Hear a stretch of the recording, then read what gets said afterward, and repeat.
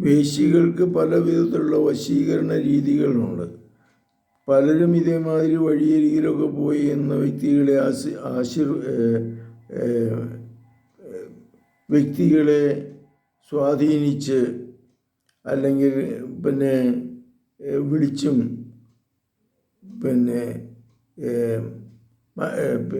മറ്റുള്ളവരോട് പറഞ്ഞും ഒക്കെ വേശ്യാവൃത്തിക്ക് പ്രേരിപ്പിക്കുന്നുണ്ട്. വേറെ ചിലരാണെങ്കിൽ ഫോണിലൂടെയായിരിക്കും ബന്ധപ്പെടുന്നത്. ഇന്നിപ്പോൾ ഇൻ്റർനെറ്റിലൂടെയൊക്കെ ആയിട്ടുണ്ട്. ഇങ്ങനെയൊക്കെയുള്ള തരങ്ങൾ പലപ്പോഴും കാണും.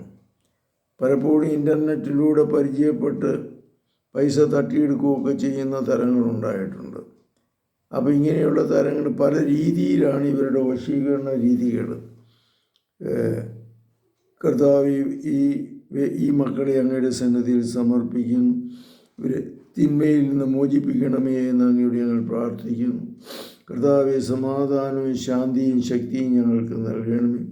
പരിശുദ്ധ പരമദിവ്യകാരുണ്യത്തിന് നേരവും ആരാധനയും സ്തുതിയും പുകഴ്ചയുണ്ടായിരിക്കട്ടെ. യേശുമിശിഹായ്ക്കും സ്തുതിയായിരിക്കട്ടെ.